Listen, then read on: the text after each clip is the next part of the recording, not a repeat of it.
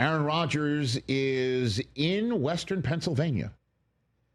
He is in Western Pennsylvania. He has put pen to paper, according to Albert Breer, who will be joining us in hour number 3. Breer.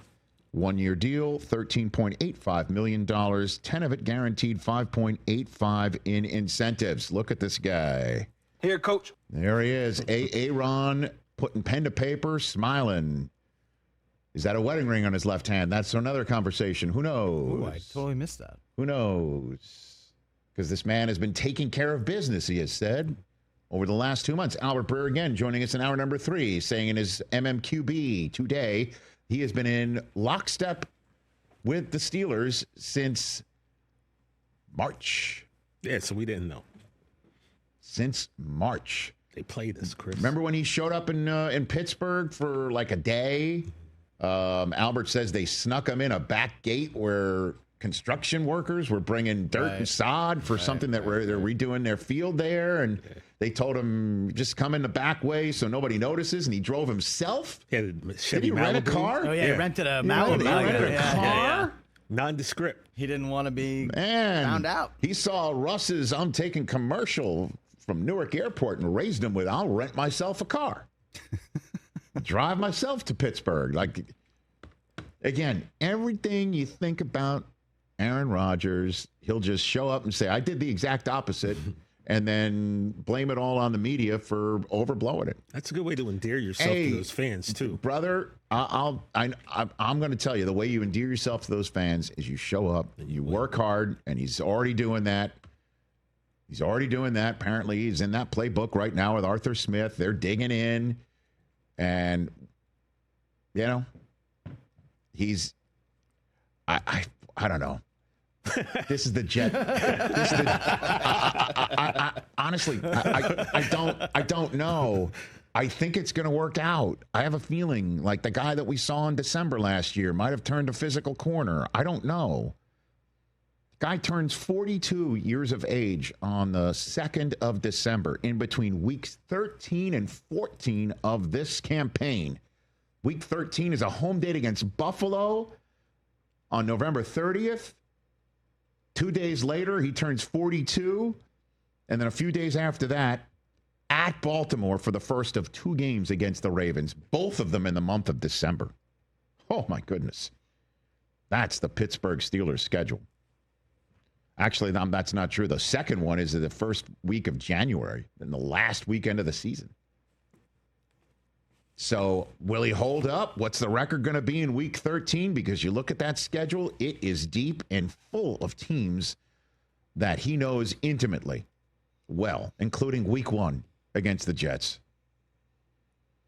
And it is a dirt cheap contract for somebody that does have neck up, Hall of Fame, all-world, sixth sense, football savant ability. Imagine all of that football acumen in between those temples for $14 million a year, 10 guaranteed.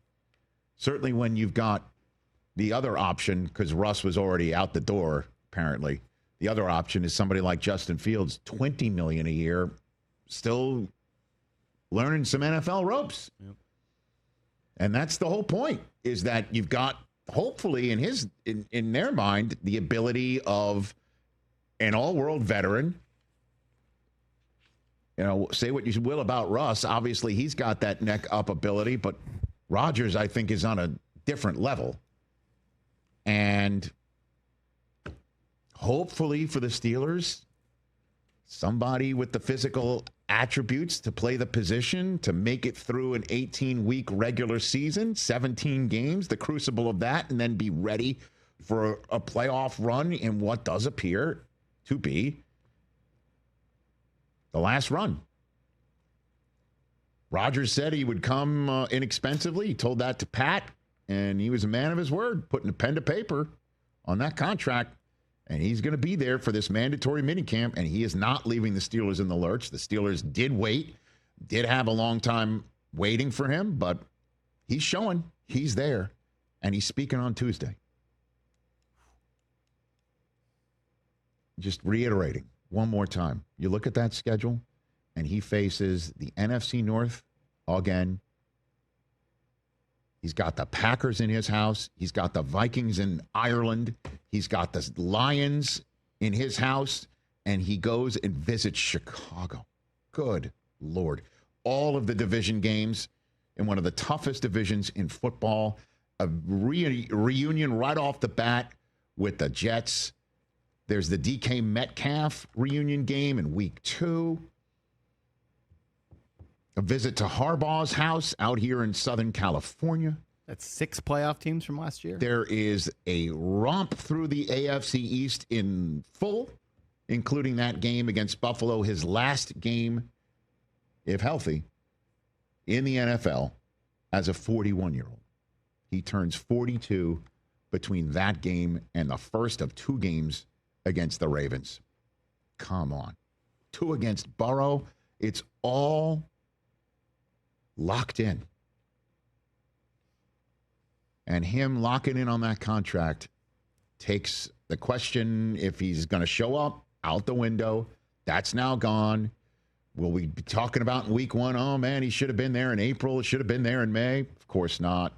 This is now no longer fodder for discussion. Now it's about what can he do with this team? How quickly can they get up to speed? Will he be healthy? Is he going to be like the guy that played for the Jets in final month of the season? Is he going to be the guy that can actually show up and be the Rodgers of old in a way that he never was for those 2 years for the Jets? Is this his Vikings in the Favre career path of Hall of Famer with the Packers, show up with the Jets, thoroughly disappoint with results, then go to one other spot, threaten to make the Super Bowl? Is that what's going to happen? Can't wait. Front row seat, popcorn ready. Catch the Rich Eisen Show live weekdays from 12 to 3 p.m. Eastern on Roku Sports Channel in the U.S.